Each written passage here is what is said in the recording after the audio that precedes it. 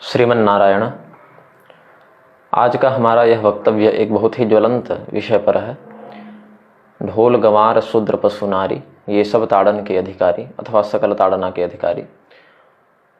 इस विषय पर बहुत अधिक विवाद चल रहा है।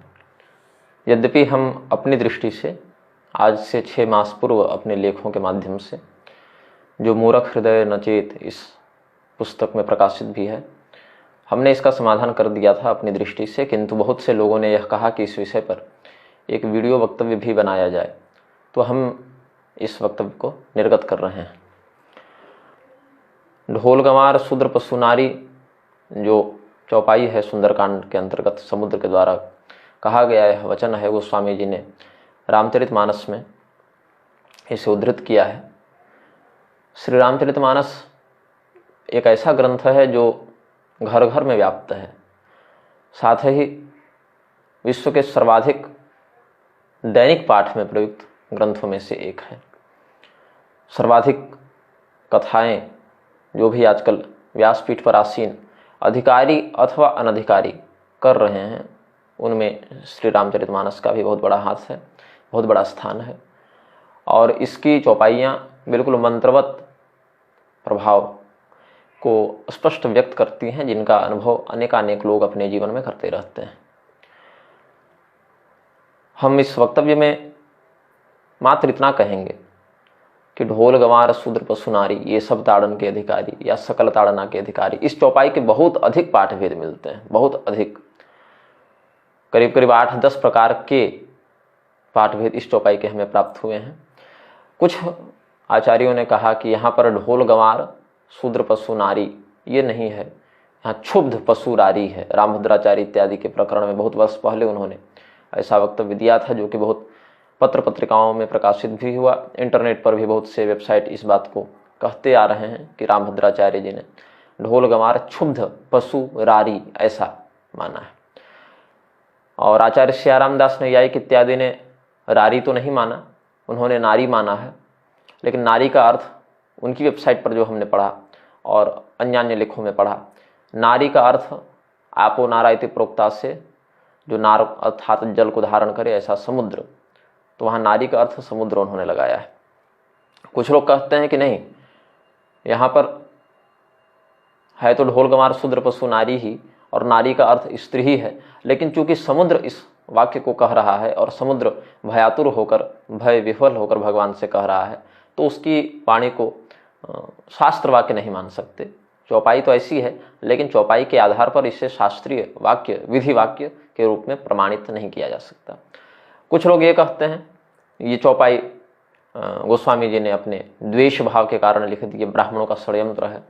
कुछ लोग ये कहते हैं कि ढोल गंवार शूद्र पशु नारी ये तो ठीक है, ताड़ना शब्द भी है, लेकिन ताड़ना का अर्थ वहाँ पर मारना पीटना ना होके निरीक्षण करना, देखना ये है, अथवा शिक्षा देना। गीता प्रेस ने भी अनुवाद में शिक्षा शब्द का प्रयोग किया है। तो कुछ लोग ये भी कहते हैं कि वहाँ ताड़न नहीं, तारन शब्द है, र और ड का कहीं कहीं प्रयोग समानांतर रूप में ग्राम्य भाषा में हो जाता है, तो तारन अर्थात ये सब उद्धार किए जाने योग्य, तारने योग्य हैं। अस्तु, जितने भी लोग ये बात कहे हैं अभी तक, सब एक प्रकार से आज की भाषा में डिफेंसिव होकर कहे हैं, बचाव की मुद्रा में आकर कहें। ढोल गंवार शूद्र पशु नारी ये सब ताड़न के अधिकारी, इसमें ताड़ना का अर्थ मारपीट है, और शूद्र और नारी की ही बात है, महिला स्त्री की ही बात है। ऐसा स्पष्ट किसी ने, मेरी दृष्टि में किसी मुख्य धारा के धर्माधिकारी ने मंचस्थ होकर या सार्वजनिक वक्तव्य के रूप में दिया हो, ऐसा अभी तक मेरे संज्ञान में नहीं है। जितने लोगों ने कहा, कुछ न कुछ उसमें बचाव पक्ष को लेते हुए, कुछ डिफेंसिव मोड आज की भाषा में कहें तो उसका प्रयोग करते हुए कहा है। बहुत से विद्वानों ने, आचार्यों ने पूर्व पाठ के संस्करण आदि प्रस्तुत करके कहे कि अमुक संस्करण में ये पाठ है, अमुक संस्करण में ये पाठ है। अस्तु, वर्तमान वीडियो हमारा जो है, इसमें हम ढोल गंवार शूद्र पशु नारी, इसमें शूद्र भी है, नारी भी है, और ताड़ना शब्द का अर्थ प्रहार करना, मारना, इसी अर्थ जो सर्वाधिक प्रचलित पाठ और प्रचलित अर्थ है, हम उसी की साधुता सिद्धि करेंगे। बाकी अन्य संस्करणों में जो बात है वो तो आचार्यगण अपने अपने हिसाब से अर्थ लगाते रहते हैं। हमारा मुख्य विषय ये है, जो बात जिस रूप में प्रचलित है उसमें क्या शास्त्रीयता है, हम बस इस विषय पर ये वीडियो केंद्रित रखेंगे। और यद्यपि हम इस विषय में लेखन तो 6 मास पूर्व ही कर चुके थे, लेकिन इसको एक वक्तव्य के रूप में हम निर्गत करेंगे तो जनसामान्य सरल भाषा में समझ पाएगा। सबसे पहले तो ये कहते हैं उस लेख को मैं अपने सामने सारे प्रमाणों के साथ प्रस्तुत कर लिया हूँ ताकि कम समय में सरल भाषा में हम उसका व्याख्यान कर सकें। सनातन धर्म के अनुयायियों के साथ जो सबसे बड़ी समस्या है कि प्रसंग और शास्त्र के अनुसार नहीं, अभी तो माहौल देखकर अब बात करने लगे। कानून क्या कहता है, लोग क्या कहेंगे, लोगों में भी वामपंथी कहीं आक्रामक न हो जाए, नारीवादी कहीं हमारे ऊपर महिला आयोग में केस न कर दें। तो शास्त्र और शास्त्र वाक्यों के अर्थ को ये लोग अब आधुनिक संस्थाओं के और कानून के परिप्रेक्ष्य में ढालकर फेर बदल करके समझने का प्रयास करते हैं। अब आज यदि ये वामपंथी संस्थाएं और नारीवादी लोग नहीं होते तो इतने सारे अर्थ भी नहीं निकलते। आज से 50-100 साल पहले तो ये सब अर्थ इतने नहीं निकले थे, लेकिन अब चूंकि वामपंथी और नारीवादियों ने इतना आतंक मचा दिया है अपनी मूर्खता के कारण कि लोग इसी में से जोड़ तोड़कर कुछ डिफेंसिव, हमारी चौपाई भी बच जाए और हमारे ऊपर कोई उंगली न उठाए, ऐसा प्रयास करने लगे हैं। डिफेंसिव होकर बचाव पक्ष में आकर रक्षात्मक अर्थ का प्रयोग करने लगे जाते हैं, जो कि एक प्रकार से ये वृत्ति भी हमारे लिए हानिकारक ही होगी। रामभद्राचार्य ने तो इसी कारण से वामपंथियों और नारीवादियों के भय से कह दिया कि उत्तरकांड प्रक्षिप्त है, जिस पर हमारा उनसे बहुत विवाद हुआ है, प्रसिद्ध ही है सब कुछ। गोपी वस्त्रापहार भी उन्होंने कह दिया कि हम मानेंगे ही नहीं। विवस्त्रा का अर्थ उन्होंने विशिष्ट वस्त्रा कर दिया, जबकि विवस्त्रा का अर्थ नग्ना, ऐसा शास्त्र सिद्ध प्रसंग सिद्ध अर्थ है। अस्तु, अब हम मुख्य विषय पर लौटते हैं। ढोल, पशु या कोई व्यक्ति गंवार महासभा इत्यादि बना ले तो कल से ढोल के अर्थ भी बदल दिए जाएंगे, पशु के अर्थ भी बदल दिए जाएंगे, गंवार के अर्थ भी बदल दिए जाएंगे। अभी तक केवल शूद्र और नारी पर आपत्ति आ रही थी, इसीलिए यहाँ क्षुब्ध और रारी या नारी का अर्थ समुद्र या ये सब किया जा रहा है। लेकिन अगर किसी दिन, ऐसा लगता तो नहीं, लेकिन अगर हम कल्पना लोक में भी विचार करें तो किसी दिन कोई ढोल महासभा, पशु महासभा, गंवार महासभा का प्रतिनिधित्व करता हुआ आ जाए तो बचाव पक्ष वाले क्या करेंगे? ढोल का अर्थ बदल देंगे, बोले नहीं नहीं, यहाँ ढोल का अर्थ वो वाद्य यंत्र नहीं, पशु का अर्थ यहाँ चतुष्पद नहीं, गंवार का अर्थ यहाँ अशिक्षित या मूर्ख नहीं। अब ताड़ना का अर्थ जो शिक्षात्मक ग्रहण करते हैं उसमें ढोल की संगति बैठती नहीं। जो लोग निरीक्षणात्मक करते हैं तो ढोल को देखते रहने से क्या लाभ होगा, या ढोल को आप कैसे शिक्षा देंगे? अभी तो ढोल बजाने की शिक्षा तो व्यक्ति स्वयं ग्रहण करेगा ना, ढोल को कैसे शिक्षित कर देगा? पशु को शिक्षित अगर करना चाहे, चलो ट्रेनिंग देते हैं, घोड़े को, कुत्ते को, हाथी को प्रशिक्षण दिया जाता है, या बैल इत्यादि को ही हल चलाने का प्रशिक्षण दिया जाता है, तो वहां पर निरीक्षण शब्द नहीं बनता अर्थ कि देखते रहें इसका। ताड़न, उद्धार करने का अर्थ में ढोल का क्या उद्धार करेंगे? तो ताड़न का अर्थ यहाँ पर मेरी दृष्टि में मारना ही है, प्रहार करना ही है। अब किस स्थिति में किसके लिए क्या व्यवहारणीय है, ये हम इस वीडियो में अपनी शास्त्र दृष्टि से व्यक्त करेंगे। अगर हम ये पहले तो ताड़न, ताड़ना, इसका अगर हम ग्राम्य भाषा में देखना, जो लोग अर्थ बता रहे हैं उस पर देखें तो ढोल से खंडित हो जाएगी, क्योंकि ढोल को देखते रहने से उसकी कोई उपयोगिता नहीं। ढोल की तो ताड़ना अर्थात विधिपूर्वक पीटने में ही, उसको मारने में ही सार्थकता उसकी होती है। अब जो लोग कहते हैं कि यहाँ पर शूद्र पशु नारी न होकर क्षुब्ध पशु रारी है, तो रारी कर देना नारी शब्द को, अथवा अन्य विषयांतर कर देना। कल को बचाव मुद्रा के साथ समस्या क्या होती है, कोई आरोप लगा दे कि तुम्हारा बाप चोर है, तो क्या कहेंगे? नहीं नहीं, ये तो हमारा बाप ही नहीं है, ये कहना पड़ेगा ना बचाव मुद्रा में आकर। अथवा आक्रामक होकर कहेंगे कि हमारे बाप तो यही हैं, हमारे पिता यही हैं, लेकिन ये चोर नहीं हैं, हम इन्हें सदाचारी सिद्ध करेंगे। और बचाव मुद्रा की अत्यधिक आवेशावस्था में क्या कहेगा व्यक्ति कि नहीं, हमारे पिता ही नहीं है। तो इस स्थिति में बड़ी विडंबना हो जाएगी। अब समुद्र का जो निजी मत बता रहे हैं लोग कि ये समुद्र ने अपने मन से कह दिया, भगवान के प्रति भय विह्वल होकर कह दिया, इसीलिए हम समुद्र के वाक्य को नहीं मानेंगे।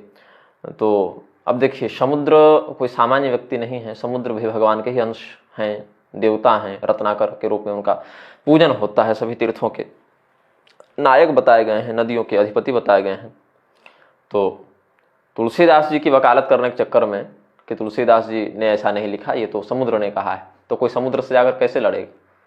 समुद्र के भौतिक तत्व से भी नहीं लड़ सकता और आधिदैविक प्रारूप में भी नहीं लड़ सकता, वो उसके अधिष्ठाता समुद्र देव से भी नहीं लड़ सकता, और भौतिक जलाशय जो उनका जलाकार स्वरूप है उससे भी नहीं लड़ सकता। तो इसीलिए समुद्र पर ही आरोप लगा दो। लेकिन समुद्र ने अपने मन से ये बात अगर कही होती तो समुद्र कोई सामान्य असुर या अधर्मी या प्रलापी नहीं है, भगवान के पास उन्होंने धर्म का ही पक्ष रखा है। अब नार जो है वो जल को कहते हैं, नार को धारण करने से समुद्र को नारी बताया गया। इसमें भी समस्या क्या है कि समुद्र के लिए यहाँ पर नारी शब्द का जो प्रयोग किया गया, गोस्वामी जी ने और कहाँ कहाँ नारी शब्द का प्रयोग समुद्र के अर्थ में लिया है ये भी देखना पड़ेगा, और कौन कौन सा शास्त्र समुद्र को नारी इस शब्द से लक्षित करता है ये भी देखना पड़ेगा। वो है ना प्रसंग प्रसिद्धानि शब्दानाम अप्रसिद्धे च कल्पना न कार्यावृत्ति कारण सति सिद्धार्थ संभव, ऐसे एक श्लोक याद आ रहा है मुझे, मीमांसा पर है इनका, कुमारिल भट्ट जी का। शब्दों का प्रसिद्ध अर्थ जब समुपलब्ध हो उसको छोड़कर अप्रसिद्ध अर्थ की कल्पना नहीं करनी चाहिए, और प्रसिद्ध अर्थ जब शास्त्रीय दृष्टि से लग जा रहा है तो ये जो वाक्य है, उक्ति है, इसका प्रधान स्रोत हमें गरुड़ पुराण में मिला। गरुड़ पुराण के आचार कांड के अध्याय 109 में श्लोक 31वां देखिए, दुर्जना शिल्पिनो दासा दुष्टाश्च पटहा स्त्रियः ताड़िता मार्दवं यान्ति नते सत्कार भाजनम।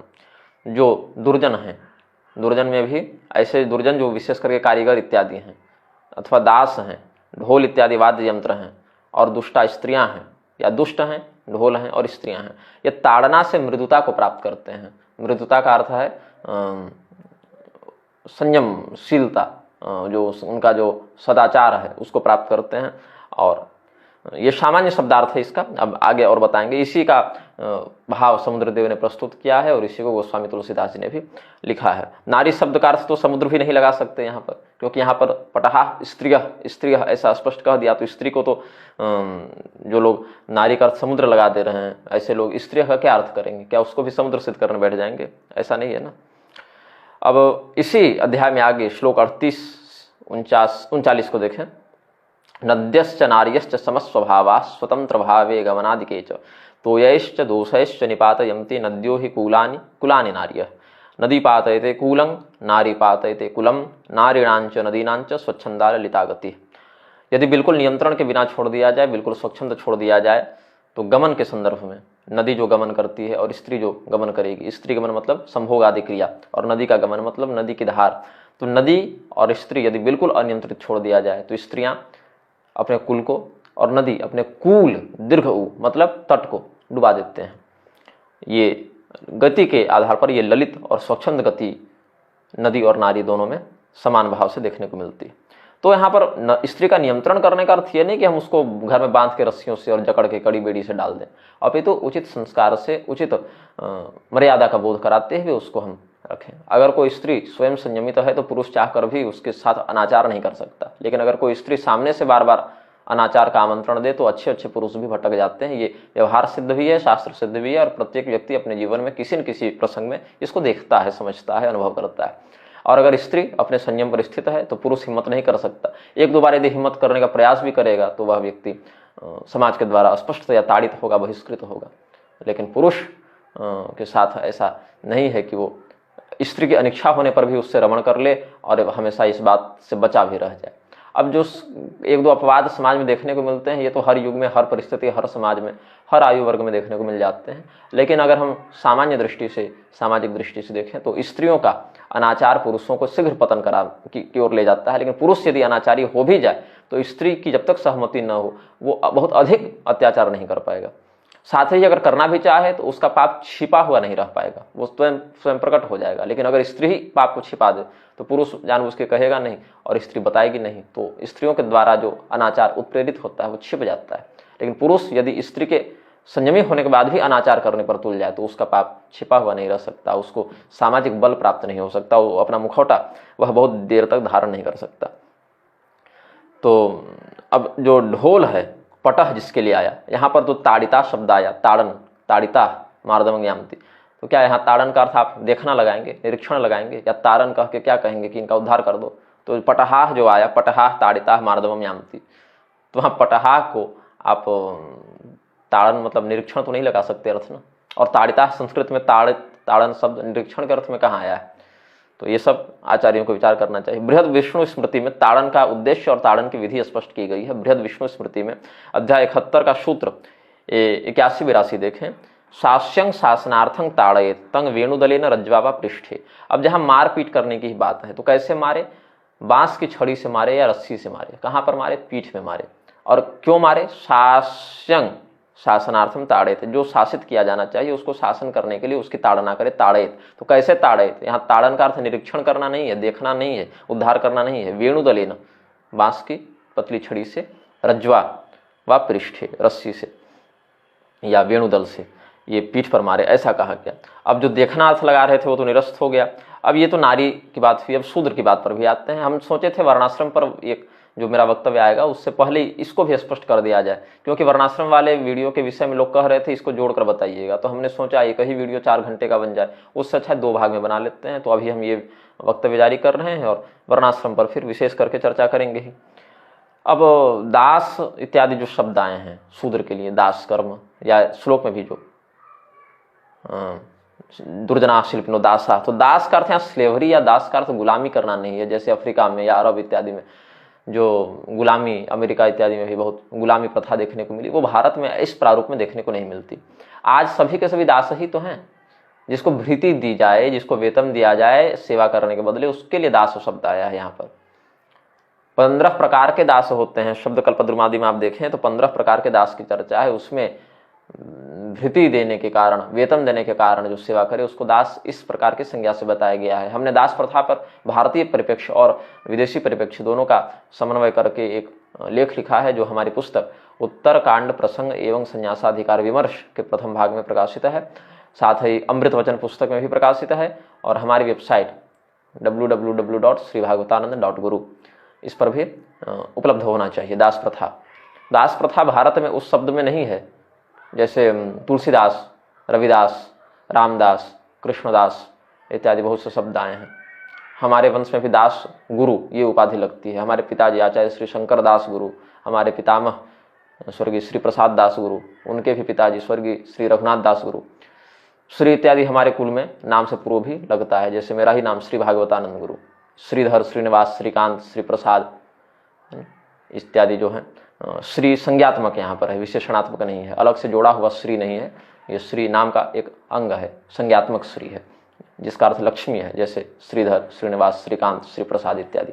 अस्तु, जो दास प्रथा के नाम से प्रचलित है वो स्लेवरी या गुलामी भारत में नहीं थी। ऐसा नहीं कि किसी को मारपीट के जबरदस्ती कैद करके बलपूर्वक उससे अनाचार पूर्वक अपना स्वार्थ सिद्ध कर लिया जाए, नहीं। आज जितने लोग नौकरी कर रहे हैं ना, यही दास प्रथा थी भारत में।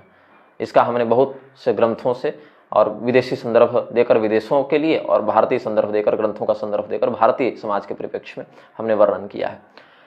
विदेशी तो भारत में आकर इस बात पर आश्चर्यचकित हुए कि यहाँ एक ही पति या पत्नी के साथ व्यक्ति पूरा जीवन कैसे बिता ले रहा है। तो ऐसे व्यक्तियों के लिए दास प्रथा का जो अर्थ होगा वो हमारे लिए लागू नहीं होता ना। यहाँ प्रतिदिन लोग स्नान करते हैं, ये उनके लिए आश्चर्य का विषय था। तो भारत में दास प्रथा का वो अर्थ नहीं, दास का वो अर्थ नहीं जो हम विदेशी गुलामी या स्लेवरी के संदर्भ में समझते हैं। गुलामी, स्लेवरी अलग है, दास प्रथा अलग है। और दास कोई प्रथा नहीं है। आज सभी लोग नौकरी तो कर रहे हैं, आप वेतन लेते हैं कि नहीं काम करने के बदले? तो नौकरी कीजिए, काम कीजिए और उसका वेतन लीजिए। दास ही तो हैं आप, दास कर्म ही कर रहे हैं। नौकरी शब्द ही तो कह रहे हैं, सर्विस कहते हैं, सर्व कर रहे हैं आप, सर्विस दे रहे हैं, उसका वेतन प्राप्त कर रहे हैं। यही दास प्रथा का अर्थ भी था। और इस पर हमने बहुत विस्तृत लेख लिखा है, आप उसको पढ़ लें, ऑनलाइन फ्री में निःशुल्क उपलब्ध है। वो दास प्रथा का सत्य जो भारत के संदर्भ में था और विदेशी संदर्भ में था, उसको हमने लिख दिया है। अस्तु, अब यहाँ पर देखें कि महाभारत का मैं आपको प्रमाण देता हूँ। महाभारत के अनुशासन पर्व में क्या कहते हैं?कारु कर्म च नाट्यं च प्रायशो नीच योनिषु तयोरपि यथा योगम न्यायतः कर्म वेतनम। जो शूद्र इत्यादि वर्ण के लोग हैं जिनके लिए दास कर्म बताया गया, उनके लिए क्या है? नाट्यं, अभिनय, ये शूद्र वर्ण का कार्य था। अभी जो हीरो हीरोइन बने घूम रहे हैं, ये नाट्य कर्म, नाट्य के माध्यम से अपनी आजीविका को प्राप्त करना, नट वृत्ति के माध्यम से, वो शूद्र वर्ण का कर्म था। हाँ, भगवान की लीला के संदर्भ में, रामलीला, रासलीला इत्यादि जो भगवत कथा परक जो अभिनय है, उसमें तो करते थे लोग मनोरंजनार्थ, लोक रंजनार्थ या भगवत चिंतनार्थ।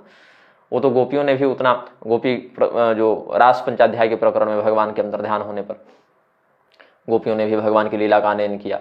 और श्री रामचंद्र जी का, श्री कृष्णचंद्र जी की लीलाएं अन्य ग्रंथों में भी भक्तों के द्वारा की गई हैं, उनका अभिनय करते हुए। यहाँ तक कि भगवान श्री कृष्ण इत्यादि भी रामलीला करते हुए गए हैं। हरिवंश पुराण की कथा में आप पढ़ेंगे तो शायद मिल जाना चाहिए, मुझे जहाँ तक स्मरण है हरिवंश पुराण में इसका वर्णन है। तो भगवान की जो कथा लीला है, भगवान के चरित्र का अभिनय करके भगवत सेवा करना, ये तो अलग बात हुई। लेकिन आजीविका को प्राप्त करना नाट्य कर्म से, ये ब्राह्मणों के लिए, क्षत्रियों के लिए, वैश्यों के लिए नहीं था, ये शूद्र वर्ण का कर्म है। तो अभी जितने सेलिब्रिटी बने घूम रहे हैं, ये सेलिब्रिटी जो हैं वो वस्तुतः शूद्र वर्ण के कर्म का ही अतिक्रमण कर रहे हैं। अभिनय, नाट्य आदि में आजीविका अर्थ शूद्र वर्ण की संगति शास्त्र ने सिद्ध की है। और कारुकर्म, शिल्प कर्म, आर्किटेक्ट जो हैं और आर्टिस्टिक जो कार्य करते हैं आज के शैली में, कलात्मक रचनात्मक जो कार्य करते हैं, चित्रकारी हो, शिल्पकारी, नक्काशी, ये सब का सारा काम शूद्र वर्ण के अंतर्गत शास्त्र ने विभाजित किया हुआ है। तो कारुकर्म च नाट्यम च प्रायसो नीच योनिषु तयोरपि यथायोगम न्यायतः कर्म वेतनम, वो भी निःशुल्क नहीं करवाना है उनसे, उनका जैसा कार्य है, जैसा परिश्रम है, उसके अनुसार कर्म का वेतन भी प्रदान करना है। ये दास का अर्थ था। मार्कंडेय पुराण के 28वें अध्याय में भी कहा, व्याख्यात शूद्र धर्मोपि जीविका कारुकर्म जो तद्वत द्विजाति शुश्रूषा पोषणम क्रय विक्रय, द्विजातियों की सेवा करना। तो सेवा का अर्थ ये नहीं कि आप उनकी गुलामी करके पैर दबाए जा रहे हैं, उनके सारे बंधुआ मजदूरी किए जा रहे हैं, नहीं, उनमें भी आपको वेतन प्राप्त होगा, अपनी आजीविका प्राप्त होगी, वो जीविका है उनकी, वो उनकी गुलामी नहीं है। आप कहते हैं रोजगार उत्पन्न करो, रोजगार है उनका। तो जितने भी सर्विस सेक्टर वाले कार्य थे वो सब शूद्र करते थे और शूद्र उसका वेतन भी प्राप्त करते थे। तो द्विजाति शुश्रूषा, ब्राह्मण क्षत्रिय वैश्य इत्यादि के यहाँ जो भी कार्य हैं उनको शूद्र वर्ण संपादित करते थे अपने अपने जाति के अनुसार। जो इसके लिए जो सुनार का जो काम है, लोहार का जो काम है, चर्मकार का जो काम है, कुम्हार का जो काम है, जिसका जो काम, बढ़े का जो काम है, नाई का जो काम है, वो करते थे, आज भी कर रहे हैं उन जाति वाले लोग, और उनका वेतन भी उन्हें प्राप्त होता है, वो उनकी आजीविका भी है। क्रय विक्रय, व्यापार खरीद बिक्री का कार्य भी बहुत सी वस्तुओं का जो ब्राह्मण इत्यादि क्षत्रिय इत्यादि वैश्यों के लिए निषिद्ध है, वो शूद्र वर्ण के अधिकार में आ जाता है। तो यहाँ पर जो शूद्र धर्म के अनुसार जो जीविका बताई गई उसमें इन सभी बातों का भी वर्णन किया गया है। कूर्म पुराण के पूर्व भाग के अध्याय 2 में प्रारंभ में भी कहा, शुश्रूषैव द्विजातीनां शूद्राणां धर्म साधनम कारुयज्ञ तथा जीव कारुकर्म तथा जीव पाक यज्ञादि धर्मतः, पाक यज्ञ इत्यादि विधि से देवताओं का आराधन करना और द्विजातियों की सेवा करके शूद्रों का जो आजीविका की सुरक्षा है उसको शास्त्र ने निश्चित किया है। शूद्रों के धर्म की सिद्धि के लिए और आजीविका के लिए द्विजाति की सेवा, कारीगरी और धर्मपूर्वक पाक यज्ञ इत्यादि करने का विधान है। अब इसमें महाभारत के अनुशासन पर्व के, ये हम सपादलक्ष्य महाभारत का प्रयोग कर रहे हैं अध्याय, इसलिए अध्याय संख्या में ऊपर नीचे कुछ हो सकता है। अध्याय 208 के श्लोक 32 से 36 के मध्य देखें, सर्वातिथ्यं त्रिवर्गस्य यथाशक्ति दिवानिशम एवं ते विहिता देवी लोकयात्रा स्वयं हुआ तथैव शूद्रा विहिता सर्वधर्म प्रसाधका शूद्राश्च यदि तेन स्युः कर्मकर्ता न विद्यते त्रयः पूर्वे शूद्रमूला सर्वे कर्मकरा स्मृता ब्राह्मणादिषु शुश्रूषा दास धर्म इति स्मृतः वार्ता च कारुकर्माणि शिल्पं नाट्यं तथैव च अहिंसक शुभाचारो देवता द्विजबन्धकः शूद्रो धर्मफलैरिष्टः स्वधर्मेणोपपद्यते एवमादि तथान्यच्च शूद्र धर्म इति स्मृतः। जो हमने कहा ना शूद्राणाम धर्म साधनम या व्याख्याता शूद्र धर्मोपि मार्कंडेय पुराण और कूर्म पुराण के अनुसार, उसी को थोड़ा विस्तार से महाभारत के अनुशासन पर्व में वर्णित करते हैं। हमारे पास जो भी आए उनको अतिथि समझकर उनकी सेवा करें। कैसे? यथाशक्ति। ये नहीं कि आपको फ्री में किसी को खिलाते पिलाते चलना है, जो भी सामर्थ्य हो उससे आप अतिथियों की सेवा करें। और शूद्रों का सभी प्रकार के धर्मों को संसिद्ध कराने वाला जो कर्म है उसमें क्या कहा, यदि शूद्र न हो संसार में तो कोई काम करने वाला मिलेगा नहीं। कर्मकर्ता न विद्यते शूद्राश्च यदि तेन स्युः कर्मकर्ता न विद्यते। तो जो त्रयः पूर्वे, 3 जो पहले बताए गए ब्राह्मण क्षत्रिय वैश्य, उनका मूल कर्मकर्ता होने से शूद्र हो गया। सर्वे कर्मकरा स्मृता, और ब्राह्मण इत्यादि की सेवा करना दास धर्म बताया गया है। तो सेवा का अर्थ हुआ सर्विस और सेवक का अर्थ हुआ सर्विसमैन। तो सर्विसमैन जो आजकल आप लोग नौकरी के पीछे भाग रहे हैं ना, इसी को शास्त्र में दास धर्म बताया गया है और इस पर अधिकांशतः विभागों में शूद्र वर्ण का ही अधिकार था।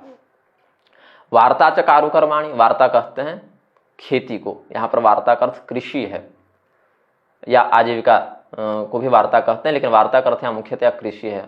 वार्ता सर्व जगतांग परमार्थी हंत्री, ये सब है ना दुर्गा सप्तशती में। तो वार्ता का अर्थ है कृषि, कृषि कर्म को भी वार्ता कहते हैं। कारु कर्म मतलब शिल्प कर्म, शिल्प कर्म को करना है शिल्पं। कारु कर्माणि कारीगरी, नाट्यं तथैव च अभिनय इत्यादि, नाटक इत्यादि। तो शूद्रो अहिंसक शुभाचारो देवता द्विजबंधक, अहिंसा वृत्ति का और सदाचरण का पालन करके देवताओं का द्विजों का वंदन करना शूद्रों के लिए धर्म बताया गया है। स्त्रियों को सर्वथा आजकल जो कह रहे हैं कि हम स्वतंत्र हैं, उसी का दुष्परिणाम देखिए। पहले कहीं कहीं कोठा खुला हुआ था, वेश्यालय खुले हुए थे और वहां पर दुर्जनों का बोलबाला रहता था। कहीं कोई सज्जन को उस गली से गुजरना पड़े तो चेहरा छिपा कर गुजरता था ताकि हमारी छवि पर कोई बुरा असर न पड़े। आज घर घर में 5 साल 10 साल 20 साल 25 साल की बच्चियां और कई बार तो वृद्धाएं भी कमर मटक्का कर रही हैं, स्वयं अर्धनग्न या नग्न होकर रील बना कर नाच रही हैं। ये सब क्या है? ताड़न का अभाव हो गया, इसीलिए ये सब सभी के घरों में व्यभिचार, घर घर में व्यभिचार फैल गया है। हमारे रिश्तों में जो पवित्रता थी, ससुर और बहू में जो पवित्रता थी, शिक्षक और शिष्य में जो पवित्रता थी, जो भाभी और देवर में पवित्रता थी, साला साल और बहनोई में जो पवित्रता थी, ये सब नष्ट हो गए। सभी जगह केवल नर और मादा, है ना, केवल नर और मादा समझकर केवल व्यभिचार, केवल व्यभिचार, केवल व्यभिचार में सभी लोग लगे हुए हैं। ये क्यों हो गया? क्योंकि उचित मात्रा में, उचित विधि से ताड़न बंद हो गया। ताड़न यदि होता रहता तो ये सब अव्यवस्था नहीं होती। भगवान जब गरुड़ पुराण में ये श्लोक बताए, दुर्जना शिल्पनो दासा दुष्टा च पटहा स्त्रियः ताड़िता मार्दवम यामति, ये सब जो गोस्वामी जी ने जो रामचरितमानस में जो शूद्र और स्त्री इत्यादि का वर्णन किया, तो अब क्या समझें? क्या इनको केवल मारते पीटते रहना चाहिए शूद्र और स्त्री को? क्या केवल हमेशा पीट दो, जहां दिखे मार दो? ऐसा नहीं। आज भी देखिए कितने लोग ढोल को पीट रहे हैं इस चौपाई को पढ़ पढ़ के, कितने लोग पशुओं को मारते चल रहे हैं ये चौपाई पढ़ पढ़ के, कितने लोग अशिक्षितों को, जो गंवार हैं या जो गंवार का अर्थ सामान्यतया अशिक्षित व्यक्ति से लिया जाता है, जो पढ़ा लिखा न हो या पढ़ा लिखा भी हो लेकिन चीज़ों की समझ नहीं जिसको नहीं हो, विवेक नहीं हो जिसमें, उसको गंवार शब्द से कह देते हैं।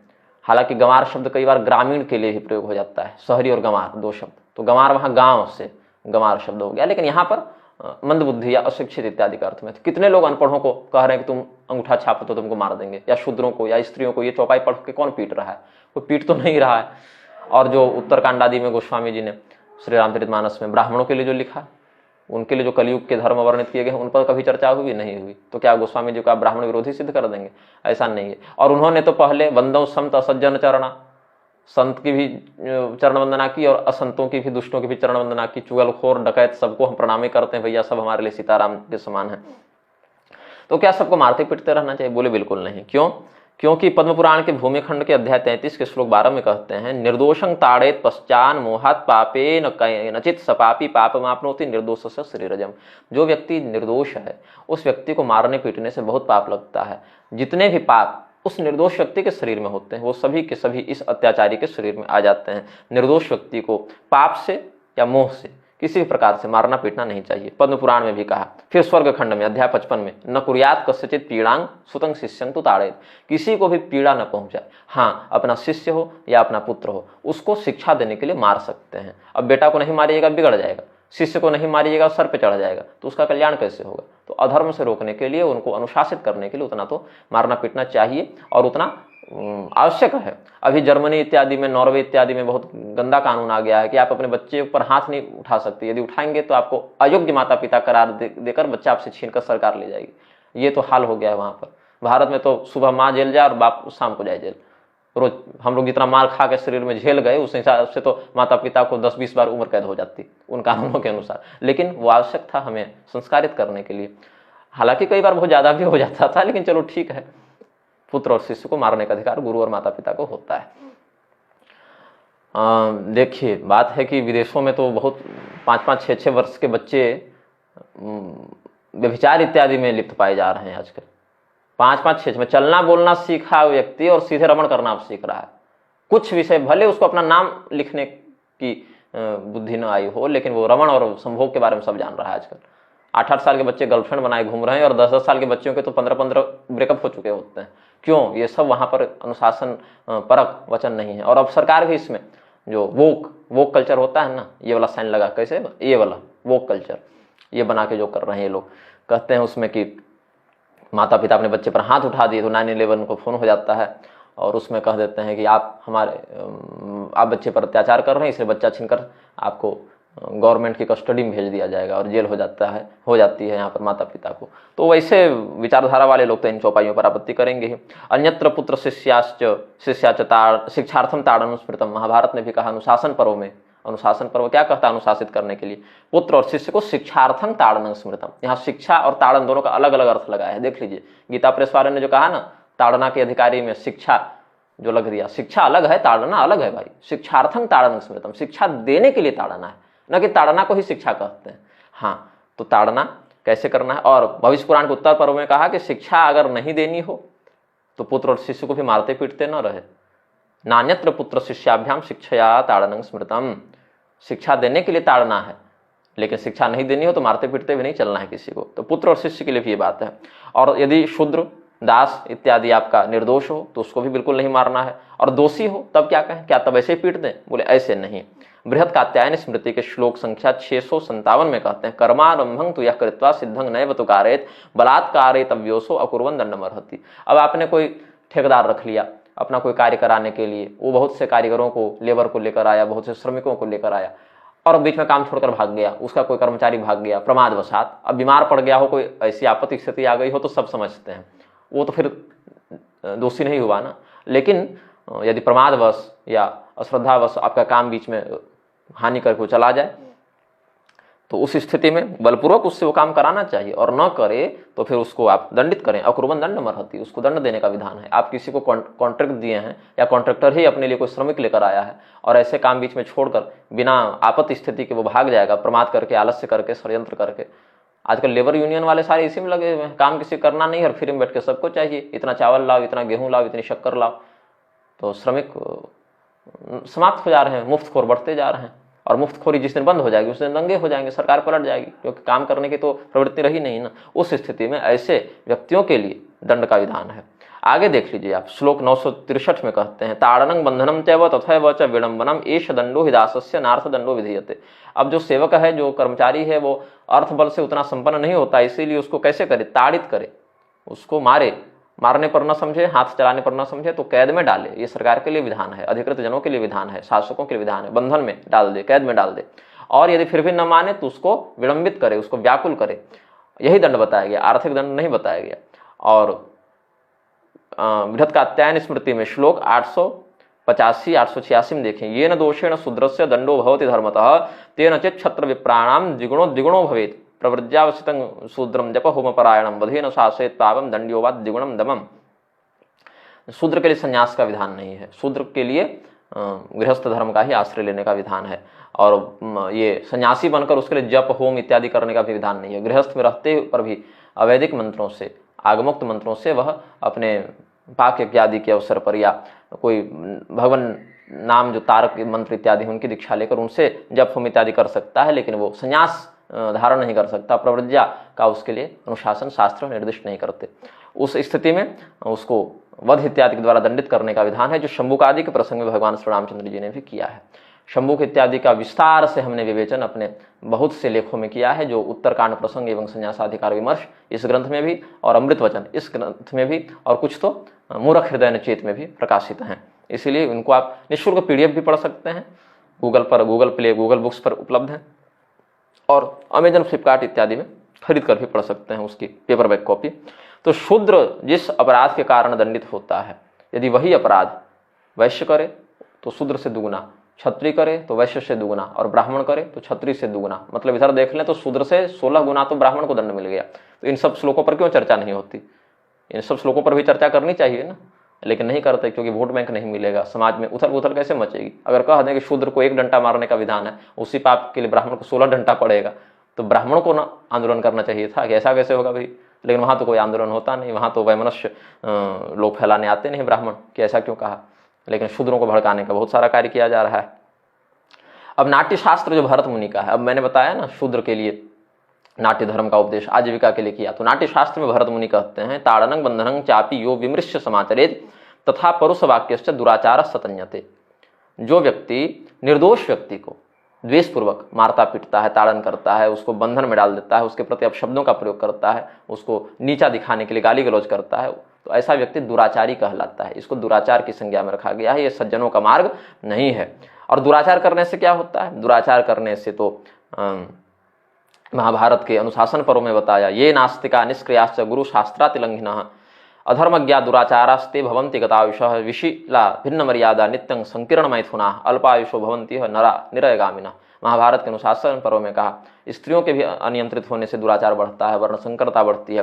वर्ण संकरता के कारण नास्तिक गण बढ़ते हैं, ईश्वर के अस्तित्व को नहीं मानते, अपने वर्णाश्रमोचित स्वकर्म का परित्याग करते हैं, गुरुजनों और शास्त्रों की अवहेलना करते हैं। अधर्म का समर्थन करने वाले ऐसे दुराचारी की आयु नष्ट होती है। जो व्यक्ति शील रहित है, मर्यादा का खंडन करता है, नित्य संभोग करता है, नित्य संभोग भी नहीं करना है, रजस्वला से नहीं करना है, पर्व एकादशी रविवार इत्यादि को मैथुन का निषेध है। बहुत से मैथुन के लिए भी बहुत सी विधियां हैं। पशु पक्षी भी आपको नित्य रमणशील नहीं दिखते, अपने काल प्राकृतिक काल के आने पर भी वो रमण करते हैं, सदैव नहीं। तो ऐसे लोग जो इन मर्यादाओं का अतिक्रमण करते हैं वो आयुहीन होकर नरक जाते हैं। और आगे कहा, यादृशं पुरुषस्य परदारोप सेवनं तादृशं विद्यते किंचिद अनायुष्यम नृणामिह। यावन्तो रोमकोपास्यो स्त्रीणां गात्रेषु निर्मिता तावद वर्ष सहस्राणि नरकं परिपासते। पराई स्त्री से संभोग करने के समान पुरुष के लिए आयुनाशक कोई दूसरा पाप नहीं है। उस स्त्री के शरीर में जितने रोम हैं, जितने रोवे हैं, उतने सहस्त्र वर्षों तक इस व्यभिचारी को नरक में रहना पड़ता है। तो व्यभिचार का दंड केवल पुरुष को ही नहीं, स्त्री को भी भोगना पड़ता है। लेकिन स्त्री यदि अपने संस्कार और मर्यादा में रहे तो पुरुष ऐसे अपने से अगर 100 पुरुष अगर मन में व्यभिचार लेकर चल रहे हैं तो उसमें 5-10 सफल हो पाते हैं। वो 5-10 भी हमेशा सफल नहीं हो पाते, तो विरोध होने पर उनका पाप प्रकट हो जाता है, अधिकृत जनों के द्वारा दंडित होते हैं। लेकिन स्त्री स्वयं इशारा करके आमंत्रण दे तो पुरुष तो बताएगा नहीं, और स्त्री स्वयं निमंत्रण कर रही है तो व्यभिचार अंदर ही अंदर फैलेगा, और व्यभिचार के फैलने से समाज विकृत होगा। उस स्थिति में स्त्री का अधिक संयमी होना आवश्यक है, क्योंकि स्त्री के हाथ में है कि वो व्यभिचार को रोक ले या व्यभिचार को बढ़ाए। इसीलिए अर्जुन ने कहा, स्त्री सुदुष्टा सुवार्ष्णेय जायते वर्णशंकर। स्त्रियों का संयमी होना बहुत आवश्यक है, क्योंकि अगर वो संयमी हो गई तो पुरुष को संयमी बनना ही पड़ेगा। अब 1, 2, 4, 5 तो इधर उधर हर समाज में, हर वर्ण में, हर युग में भटक ही जाते हैं, उनका छोड़िए। लेकिन जो सामान्यतया अब जो सज्जन हैं, निर्दोष हैं और शूद्र हैं चाहे स्त्री हैं, उससे मतलब नहीं, लेकिन निर्दोष हैं, सज्जन हैं, तो उनका तो सदैव समादर किया जाना चाहिए। वो तो उत्तम व्यवहार के योग्य हैं। उनको मारोगे, उनको मारने से घोर पाप लगता है।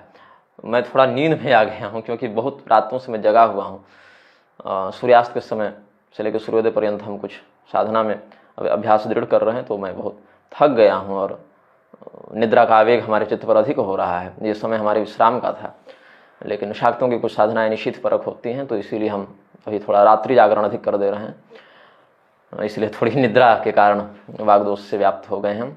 अस्तु, इसको हम अब पूर्ण ही करेंगे इस विषय को।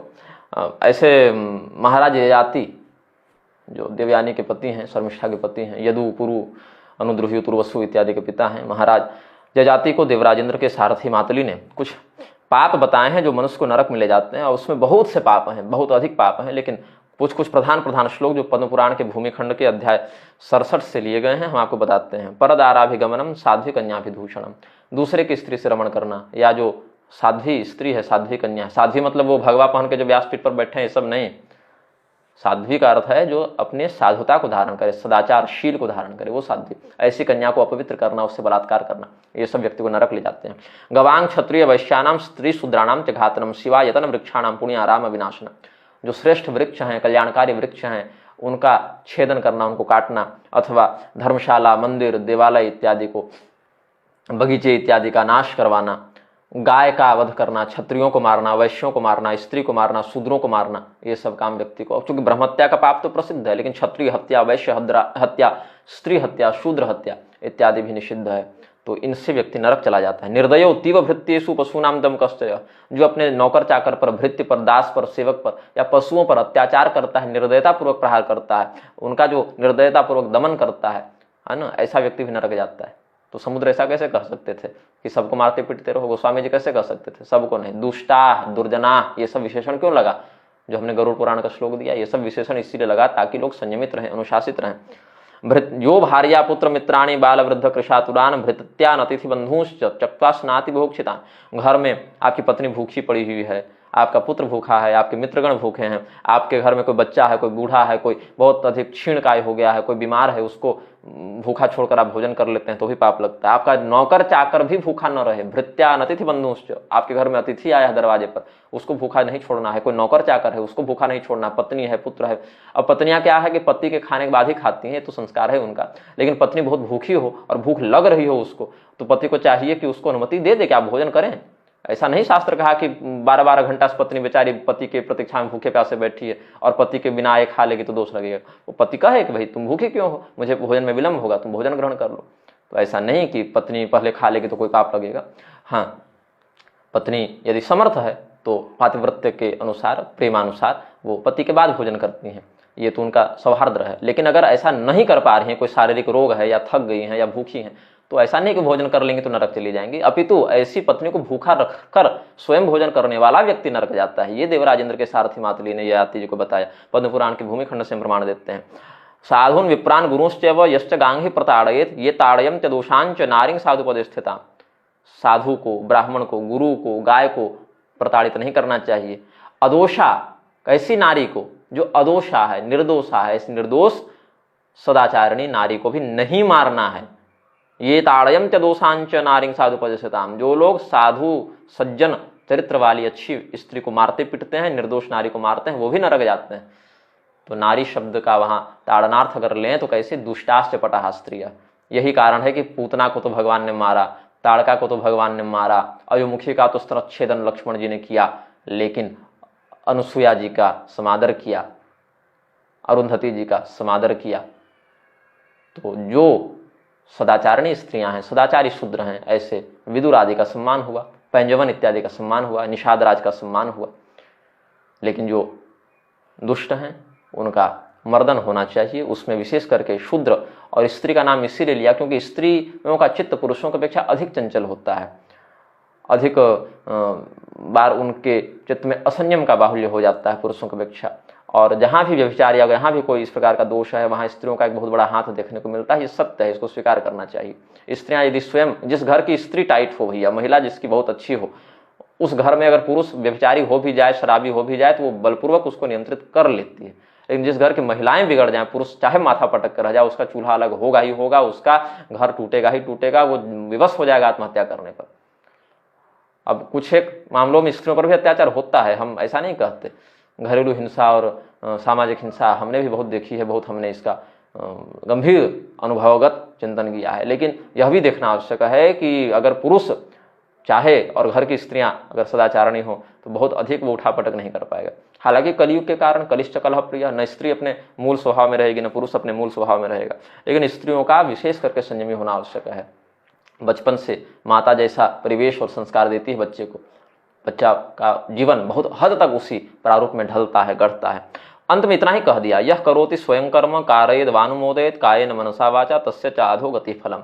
स्वयं तो महिला को, शूद्र को मारपीट नहीं रहे, लेकिन किसी और से मारपीट दिलवा दे रहे हैं, तो ऐसा नहीं। मन से, वाणी से, कर्म से जो भी व्यक्ति अधर्म करेगा उसको अधोगति मिलती है। हाँ, मन वाले में थोड़ा ये है कि अरे गलती से ये विचार आ गया तो मन को संयमित करके फिर उसको नियंत्रित कर लिया। वाणी से कुछ कह दिया तो हमने क्षमा मांग ली या कुछ वैसा शोधन कर लिया कि बोलते बोलते भैया मुंह से गलती से निकल गई, क्रोध में थे, भय में थे, दिमाग सही नहीं चल रहा था, मूड खराब था, बोल दिए।